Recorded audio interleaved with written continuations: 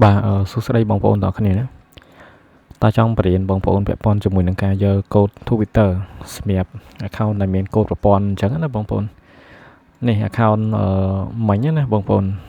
ដែលសម្រាប់ account ដែលមានកូដប្រព័ន្ធតែគ្នាយើងទិញ link ពីខ្ញុំយកទៅហើយគ្នាយើងអត់ចេះយកពិបាកក្នុងការតំណែងខ្ញុំអីចឹងណាបងប្អូនទាំងគ្នាចឹងឥឡូវខ្ញុំចេញវីដេអូចែកជូនបងប្អូនទៅដើម្បីកុំឲ្យបងប្អូនពិបាកពេលខ្លះឆាតរបស់ខ្ញុំអត់តបអីចឹងណាបងប្អូនពូមួយរយៈហ្នឹងខ្ញុំអត់សូវបានតបឆាតបងប្អូនទេអធិស្ឋានណាសម្រាប់ការទិញ link ដូចគ្នាដែរបងប្អូនត្រូវទិញបងប្អូនទិញទុកទៅជាទូទៅសម្រាប់ការតបឆាតខ្ញុំប្រហែលជាខ្ទង់12មកដល់ល្ងាចហើយនឹងខ្ញុំតបឆាតចឹងណាពេលព្រឹកខ្ញុំអត់សូវតបទេភាគច្រើនពេលខ្លះខ្ញុំធ្វើការយូរអីចឹងទៅក៏ខ្ញុំគ្របយើងយូរចឹងបងប្អូនណាអធិស្ឋានតើឥឡូវខ្ញុំចាប់ផ្ដើមអាប់ដេតជូនបងប្អូនខ្ញុំឧទាហរណ៍ជូនបងប្អូនបន្តិចណាបងប្អូនចូលទៅកូដ Twitter អីចឹងទៅវាអត់បានត្រូវទេបងប្អូនទាំងគ្នាហើយមិនដឹងថាយកវិធីកូដប្រព័ន្ធហ្នឹងតាមវិធីសាស្ត្រណា link យើងដាក់ហើយនៅក្នុងហ្នឹងអញ្ចឹងណាបងប្អូនឥឡូវយើងបើក tab ថ្មីមួយទៅបងប្អូនទាំងគ្នាយើងចុចពាក្យ meta account ណាបងប្អូនយើង enter ទៅណាបងប្អូនសម្រាប់ការប្រើប្រាស់ទូរស័ព្ទដៃដូចគ្នានេះយើងចុចទៅលើជ្រោមរបស់យើងបើក tab ថ្មីយើងចុចពាក្យថា meta account ទៅនេះ meta account បងប្អូនយើងចុច continue យើងចុច allow ចុច click account មកបងប្អូនទាំងអស់គ្នានិយាយទៅយើងព្យាយាមមើលតាមមួយ step ខ្ញុំធ្វើជាទូទៅវីដេអូដដែលទេក្នុងឡងពេលដែលយើងចូលមកដល់ជាទម្រង់បែបនេះវា ban អញ្ចឹងបងប្អូនវាទាមទារឲ្យយើង confirm ជាមួយនឹង ID របស់យើងបើសិនជាយើងមានយើង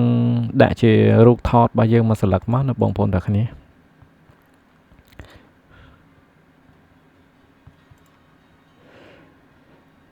អាហ្នឹងយើងរើសមើលទៅ bicycle អត់មានទេ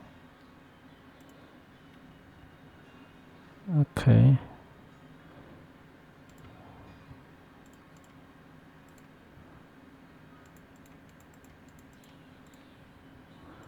ចុច continue បន្ទាប់មកយើង upload រូបភាពចូលណាបងប្អូនទាំងគ្នាចាំបន្តិចរូបភាពដូចជាខ្ញុំ save បាន1 2ដែរនេះបងប្អូនទាំងគ្នាយើងដាក់រូបភាពមួយណាក៏បានយើងចេះតែដាក់ណាបងប្អូនទាំងគ្នា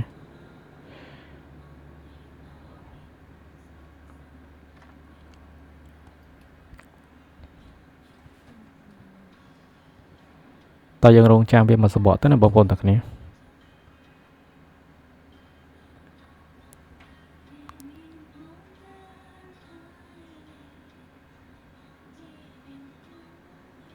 អូខេវាចូលណាយើងចុច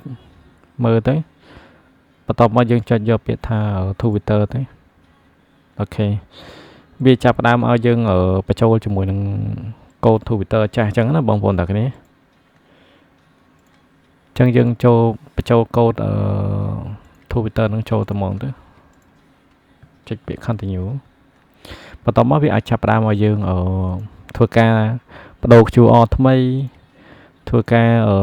យកកូដប្រព័ន្ធថ្មីអញ្ចឹងណាបងប្អូនទាំងគ្នាអានឹងបងប្អូនធ្វើតាមការគួរបើបងប្អូនអត់ចេះទេខ្ញុំនឹងចេញវីដេអូមួយទៀតណាដើម្បីក្នុងការបដូរកូដប្រព័ន្ធថ្មីបែបម៉េចអីចឹងណាចែកជូនបងប្អូនតែអញ្ចឹងវីដេអូនឹងមានតែប៉ុណ្្នឹងទេបងប្អូនទាំងគ្នាអរគុណច្រើន